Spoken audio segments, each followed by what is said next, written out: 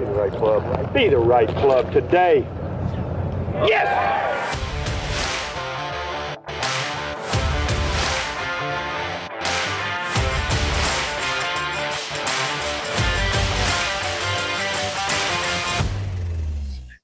Hello, everybody. Welcome to another Be the Right Club Today podcast. Our next guest is a senior writer for Golfweek, and she was the first female president of the Golf Writers Association of America, Miss Beth Ann Nichols. Beth, welcome to the podcast.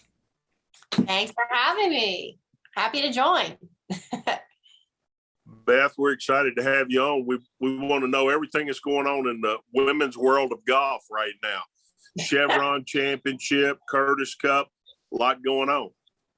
Absolutely. It's an exciting stretch, the big summer stretch. So we obviously just finished up the US Women's Open, where there was a historic $10 million purse.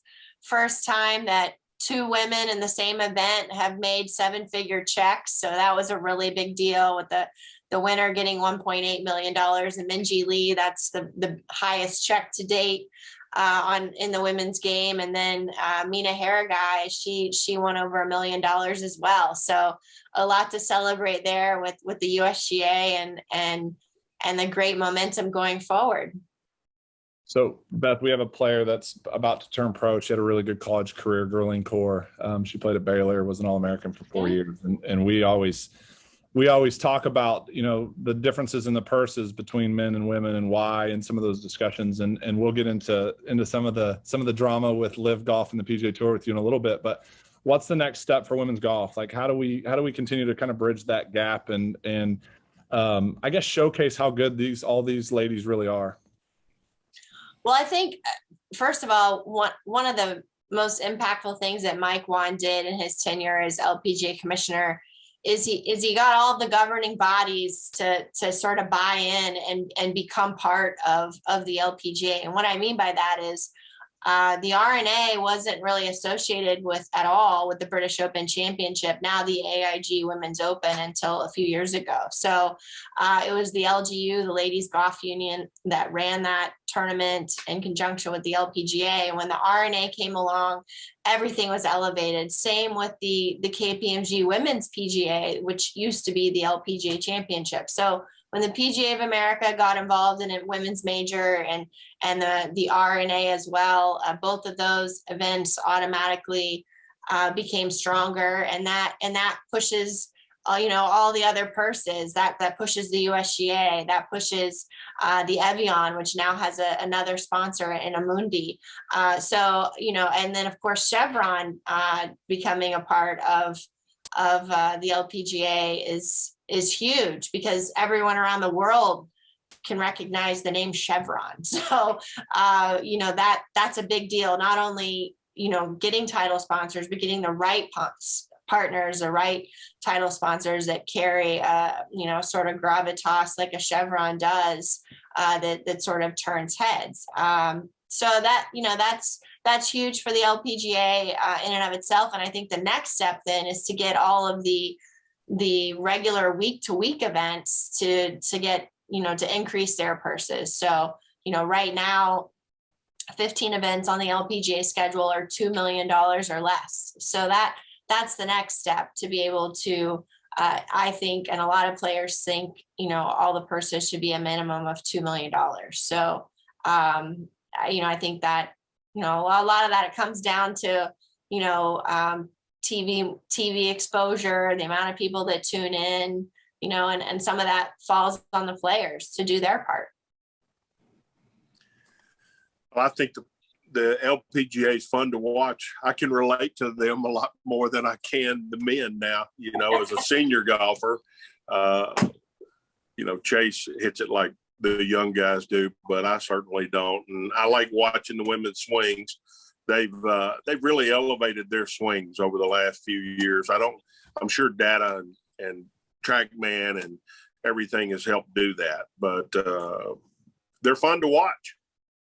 Yeah, I think part of that too is, a lot of players now, they didn't play other sports growing up. They chose golf early on, whereas, 20 years ago, you had a lot of multi-sport athletes who, played a little bit of everything and took up golf, maybe later because they saw that as the only avenue to play professionally and make a good living.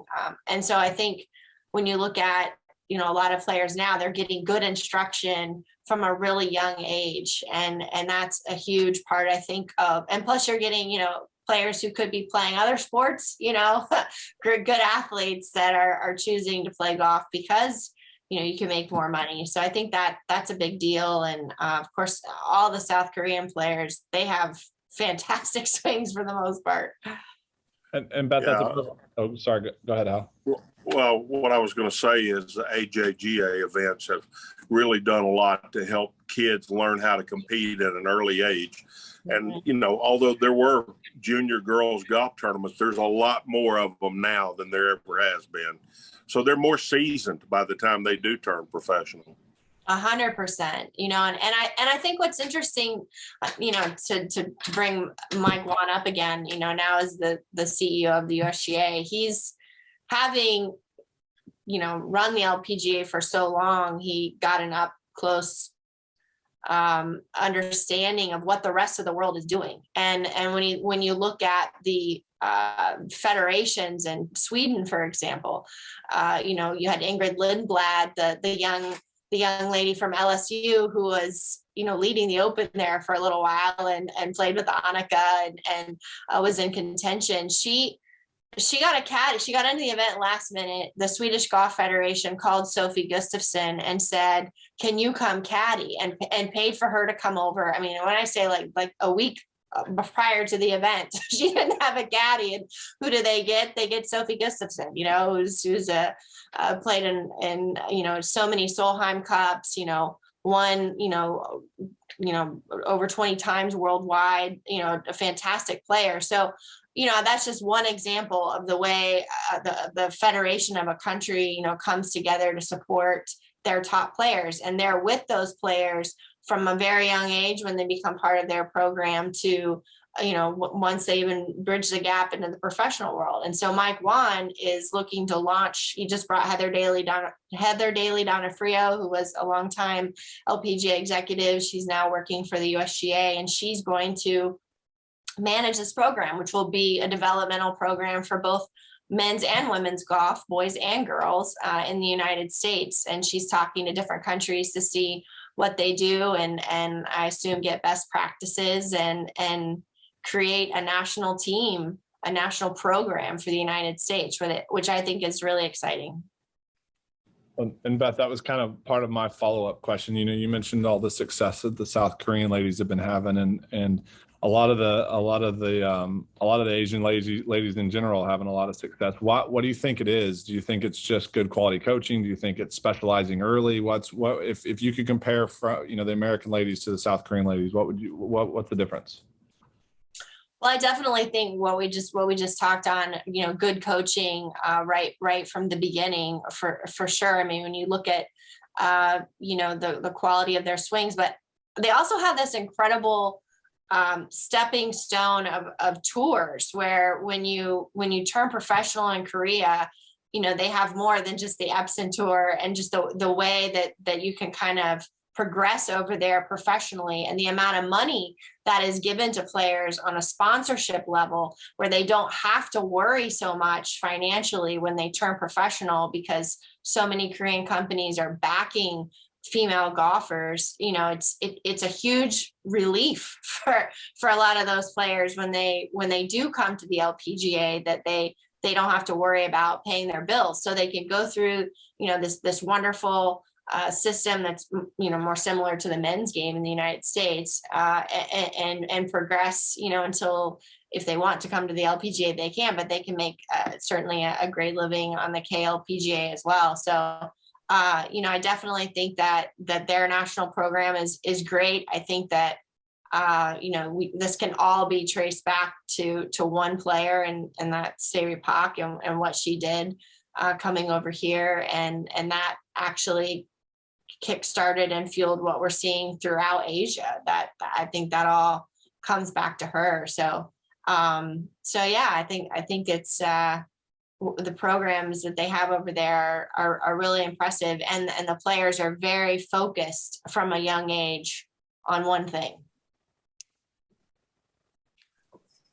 Talk about Curtis Cup coming up. Yeah, it's really interesting because it's an unusual situation that we just had a Curtis Cup last year. So because of COVID, it's back-to-back Curtis Cups, and you have 5 players returning from last year's team, and it's on the United States, that is. And it's really exciting because, you have some of the most impressive players in the game on the American team, and Rose Zhang, and Rachel Heck, and Amari Avery. Amari Avery is new to the team this year. Latana Stone, who you remember from the Augusta National Women's Amateur.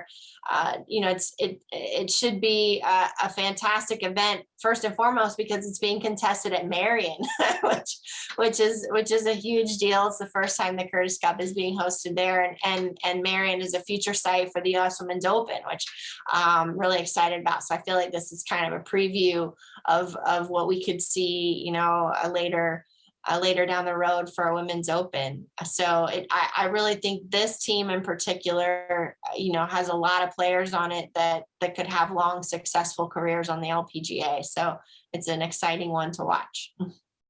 Beth, playing courses like Marion, obviously distance is important in the on the PGA Tour. You see this big push and distance from all different angles. Do we see that as much on the LPGA side? Do we see a chase for distance happening as much, or would you say that they're maybe still kind of, I wouldn't say lagging behind is not the best term, but they're delayed in their pursuit of going all out distance?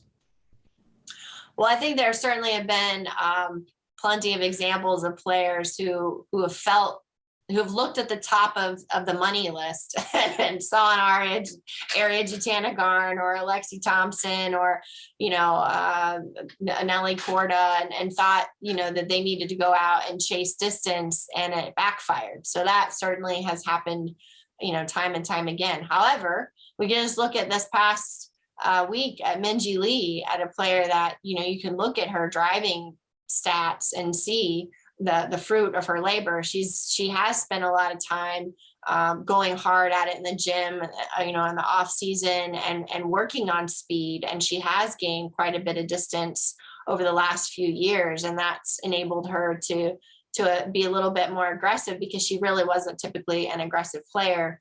Just a beautiful ball striker, extremely steady, and now she can kind of take it up a notch. And so you saw her, pretty much run away from the field at Pine Needles last week. And, you combine that already incredible calm demeanor that she has with, a little bit more of an explosive game with a extremely strong iron player. And you feel like she's on the verge of becoming the first Australian to reach #1 in the world.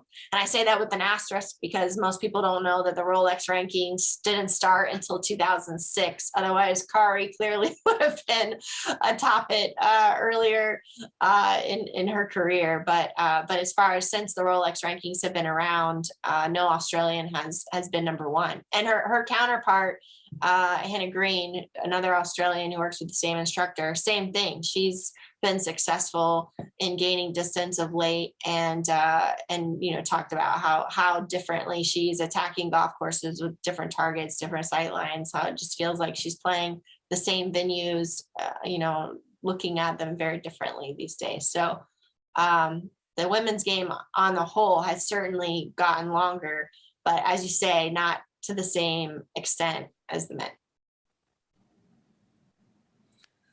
When they were here at Champions, I went over and watched some, and they hit it out there pretty good. There's several of them that hit it out there pretty darn good. And I'd hate to know I had to get in a driving contest with them.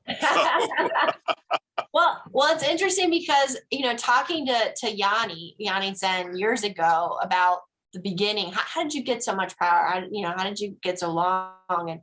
And in the beginning, when she was first getting lessons, her instructor said, I don't care where it goes, just try to hit it as hard as you can. And that didn't used to be the way, girls typically got into the game. It was more, just try to keep it in the fairway, nice and steady. And now it's different. And now it's more in line with the men. I feel like it's in terms of in the beginning, just hit it hard. And that's how young girls are being taught. And I think that's important because that's the way it's heading. Well, and it's interesting. Most boys put a driver in their hand and they swing hard at it anyway. And most girls Naturally, like to hit it. They like to hit it straight, and it drives them crazy. A lot of our girls, it drives them crazy when they don't hit it online. And I'm like, hey, get up there and send it. So it's kind of funny how, from a personality standpoint, you can see why the games are still just a little bit different, just because of most of the girls don't want to just get up there and free will it because they're worried about where it goes, and the guys are like, I'll send it down there. I don't care, Yeah, it's interesting because I was talking to Grant Waite last week. He works with Patty's Habitanicket and Gabby Ruffles and a few other players on tour, and we were talking about the difference in short game and what he's been working on with Patty. And he said that he's noticed that a lot of the female players that he works with, they don't have this variety of shots around the greens, and they don't practice that, and they didn't grow up trying to hit really weird shots. and it was funny to listen to him because that was my experience growing up as well. Like the guys were we had a little chipping green, putting green right in front of the pro shop that had this huge window, and the guys would sit across from the window and they'd hit these flop shots. And they'd, just do all these, crazy things. And I was always scared to death I was going to hit the window. so I was great at the bump and run, but I wasn't really into, doing, creative shots because I didn't want to fail. And so, whereas the guys, totally different attitude. They didn't mind looking silly, even if there hadn't been a window there, I think it would have been the same. But, it just was a different mentality. And so Grant said that at Isleworth, he has made a point of encouraging Patty, really strongly encouraging her to go over to Lee Jansen or Danny Willett, Retief, whoever's out there practicing, and ask, go ask them about different shots that they're hitting around the green, and learn some different ways to do something, and so I thought that was really cool and rang true to me in terms of just a difference a lot of times in personalities. Yeah. Oh, you just talked about you feared failure. Mm-hmm. We talk about that a lot on here. That holds people back, and you're afraid to look silly. I think you used the word silly. And for everybody listening out there, you have to experiment. Just like, I don't really want to bring this up, but the COVID vaccine, they had to experiment to get to something that they felt like would work. And that's the same thing that happens in a golf swing. You have to experiment. You have to succeed with that experiment. And there's where your confidence begins to come from.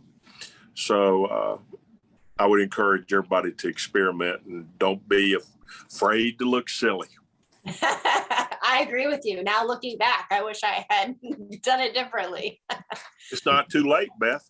That's very true. Very true. Very true.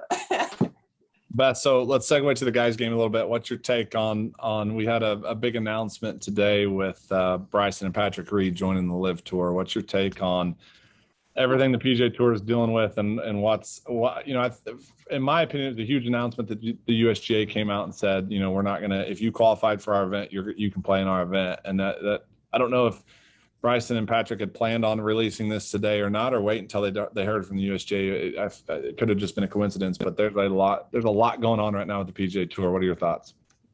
It's hard to keep up, right? It seems like some massive piece of news, drops every hour. It feels like it's a Tiger not playing as well in the US Open. I think,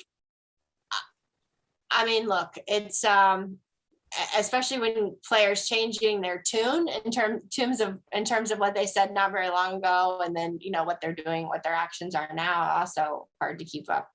But I think it's as far as the USGA, it was perhaps so late in the game in terms of their criteria had already been laid out for this particular championship, and so I don't know that necessarily means that they can't change some criteria going forward. It will be interesting to see what they do, in future years. But it's I look at the women's game and it's not a stretch to think that the LPGA is in a vulnerable position to have, potentially some competition as well. And it's already controversial that, the Golf Saudi is backing several events on the LET. And it's to the point where if you want to keep your card on the Ladies European Tour, you pretty much have to play in their events because the purses are so big and there's so many of them that if you had a moral stance on the subject, you have to choose already between your livelihood and whether or not you're going to, if you're going to take your moral stance and lose your card potentially. So it's very different than the men in terms of their motivation for why they're playing.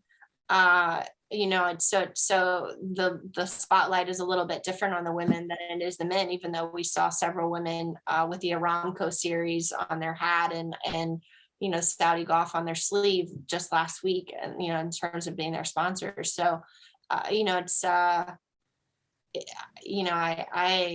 it'll be interesting to see how things continue to unfold and how many you got to wonder how many years they're going to do this. And are you as a player taking a risk to jump ship to go to something that might not last very long, but I guess maybe you don't care because you got all your money. I don't know. I mean, it's for the women, the men, the PGA Tour can sustain this, I think. But something similar for the women's game, I don't think so. I think it would crush the LPGA. Well, it's such a controversial thing. I sometimes wonder if I ought to say anything or not say anything about it. I will say this. I do understand how difficult it is for these players to say no to that kind of money. And I would appeal to everybody listening out there to put yourself in that situation. And could you say no to that kind of money? It's easy for Tiger Woods to say no to that kind of money because he's already a billionaire. He can't spend the money that he's got. But a lot of those other people are not in that position. And they're thinking not only of themselves, but they're thinking of their wife and their children and their grandchildren for that matter. And, it's a tough thing to, I'm loyal to the tour. I spent 25 years out there. I was 6 years on the board. The tour was good to me, and I was taught to never bite the hand off that fed me. But at the same time, that's a lot of money that those people are talking about. So, I've mixed emotions both ways. Yeah, I think, I think at some point, you have to draw a line in the sand, though, in terms of who are you comfortable taking money from and who are you comfortable representing too. And I think those are fair questions for every player, that it's coming directly from the government. And so, I understand why, they're getting some tough questions right now. And I think they should be. Well, these are young people that we're talking about for the most part. Phil's an exception to the thing. But, it's easy for me to say that. I'm 64 years old now. And, yeah, sure, I've got a line drawn in the sand, and I'm not going to take that money. But we're talking about youthful people. And, I see both sides. And I think it's a tough spot to be in. I think there's going to be some you mentioned how long is it going to last? Mm-hmm. They got so much money, they probably make it last as long as they want to make it last. And right now, they're getting an awful lot of money for their oil right now.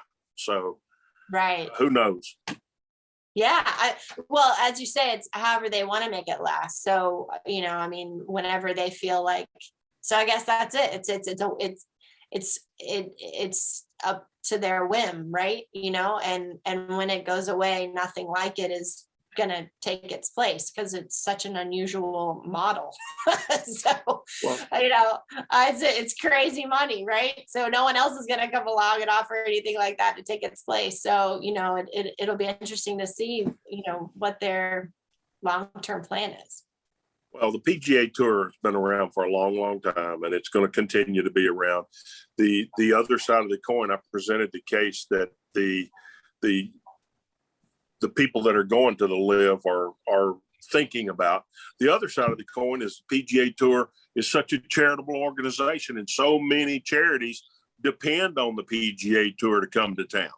And, I always felt really good about being part of something that was so charitable all the time. And, I'd have a hard time not being part of something like that. That's just it. We left town with a good feeling each week. Amen to that. I agree. I mean, I think that's at the core of both tours, for the LPGA as well, in terms of charity, but also just in terms of inspiration, and it's I look at what the founders built and what the LPGA founders intended, and I think LPGA players are already going to have to ask themselves some tough questions, because it's already under their roof, so to speak. The LET is part of the LPGA, so it's definitely complicated all the way around for all of golf. Yeah. Well, and that's where I go back to the race to Dubai and some of these events that were kind of happening over in that area, and there was never really a gripe. One thing I got a question for you, Beth, about is the media side of things. Like, you're hearing that it's not going to be televised. I mean, I haven't kept up on all of this, but I've heard, some of the media giants are saying, no, we're not going to televise it and stuff. I mean, from your side of things, is there some pushback as far as what you guys are going to cover, what you're allowed to cover? I mean, or is it carte blanche, you can do whatever you want to? I think it depends on which it varies organization to organization in terms of what their strategy is, I guess you could say. Right. We didn't have anyone from our specific group in London right now. Of course, we have Eamon Lynch, one of our columnists, has been very opinionated on this subject for a long time. Christine Brennan, the same thing. I did a piece last year looking at China as well, with the LPGA, and I definitely think that as a journalist, we obviously have it's even more complicated when you consider the history of how journalists have been treated over there as well. So, and you look at just this past week, earlier this week, the AP writer was escorted out of the room, and he was allowed back in after a few minutes, but it got contentious. So, it'll, like I said, there's just so many layers to this. And I certainly think that it's important to cover, ask all the tough questions and cover how it's impacting the game. I mean, not everyone's going to do it the same, but where I sit, we're not beholden to anybody, and we cover it properly, and we cover it from all angles, and we fairly. I think that's always the word at the heart of everything is to be fair. Sure. Well, certainly with the growth of the game is growing. We know it's growing, and there's going to be other things besides this, and players want more money. And I mean, all athletes are wanting more money, and they're getting more money. And, a story, when I was rookie, 1982, I went over to Preston Trails, and I was working with Mr. Nelson at the time, and we worked on the range for just a little bit, and we went in to have lunch, and we sat down, and I looked over, and he had little tears running down his cheek. And I said, "Are you okay, Mr. Nelson?" And he said, "I'm great." He said, "You just won $237,000. And that's more than I won in my entire career. And I had a little something to do with the PGA Tour, and I had a little something to do with your golf game." So I'm proud of that. $237,000. Think about that.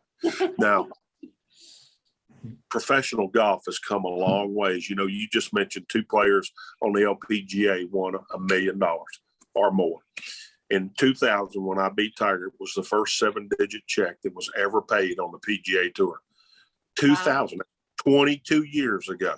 Wow. And look at the amount of money that's being paid now. So, you know, I'm excited to see all these young athletes making the kind of money they're making. You know, it's I know what Byron Nelson was feeling. You know, he wasn't jealous of me for doing that. I'm not jealous of anybody for doing that. Look at Jack Nicklaus, maybe the greatest player that ever lived, and he only won $6 million in his lifetime. Career earnings only $6 million. Wow. So pretty amazing stuff, the kind of money they're playing for. Yeah, 100%. And I think there's two different things there, you know, looking at celebrating how much money, you know, the PGA Tour is playing for, and the strides that the LPGA is making, and obviously hoping to continue to close that gap. And then LIV is in its own own category, and has different question marks in terms of what should be celebrated and what shouldn't be celebrated. It's like it's completely separate from I think the two tours, and the money certainly is what's so controversial. Yeah, but there was an Asian Tour event it was probably about a month ago. I saw, and it was on the Golf Channel. It was a co-ed event. They had the guys and the girls. It was interesting. I thought that was a really cool idea. If you could find the right golf course, the right venue to host it. Has there ever been anything like that? And how you may be able to answer this question too. And I mean, I think it'd be something that would be awesome to showcase again how good these girls are. The guys might get kind of mad when they're playing up a couple tees, but I thought it was a great idea. Yeah, so actually what's going on right now this week in Sweden is the Scandinavian Mixed, which is hosted by Annika Sorenstam and Henrik Stenson. And it basically takes 78 men and 78 women. The men are coming from the DP World Tour, and the women are coming from the Ladies European Tour. They're playing for the same purse of $2 million, and they're playing from different tees. And so it's really fun. Alice Houston was the top finisher last year. Annika and Henrik both play. The amateur I was talking about earlier, Ingrid Lindblad, she's playing on a sponsor exemption because she's from Homestead. That right there, it's like her backyard. So a really cool concept. It was fun to watch on TV last year, and they talked about the different strategy, you know, that men and women have on the same hole, and you know, you can you know, compare the nuances and the differences in their games, and then you know, appreciate the similarities. So yeah, I thought it was fantastic. I would love to see something similar, you know, on the LPGA with the PGA Tour. When I was a kid, the first tournament I went to was the JCPenney Classic, which Hal knows was, you know, a mixed team event. It was so much fun, you know, watching Davis Love III was paired with Beth Daniel, and Tiger was paired with Kelly Keeney, and Laura Davies was with John Daly, and it was just a lot of fun. I loved it, and I couldn't figure out for the life of me why it went away and why it hasn't come back. No, that's your game, Beth. How's my game? Yeah. Oh goodness, I haven't played as much golf recently as I wish I had. So that's a good question at the minute. But I hope to play more this summer. It's been my number one golf partner died earlier this year, my father. So I haven't been able to play golf as I normally would, you know, with him, and I'm hoping to get back out there soon. But I must say that being at the Women's Open last week and seeing so many fathers with their daughters, little girls walking around, and I just really get so excited in my heart to think of all the wonderful memories that they're going to make, and what a special thing it is for fathers and daughters, to play together. And I'm just was so fortunate to be able to play with my dad at some of the best places, around the country, and we just had so much fun together. And so I'm looking forward to playing more as the year goes on. Well, I'm sorry for your loss, but at the same time, I'm sure your dad would want you to keep playing the game that the two of y'all enjoyed together. Yes, so 100%. Get back out there. I will. All right. For sure. Well, Beth, thanks for being on Be the Right Club Today podcast. You give us some insightful info for the ladies, and shared your opinion. You didn't really get out there and take a strong stance one way or the other, but hardly anybody does on the LIV. Well, I am in the midst of reporting a story that is literally I'm trying to let the players speak for themselves, and so I'm trying not to put my 2 cents in too strongly at the minute, because I'm trying to be objective for this story. So I'm sure you can appreciate that. Fair enough. Well, thanks again, Beth. Thank you. Thank you, Beth. Thank you for coming on. We really appreciate it. Thank you. See you next time.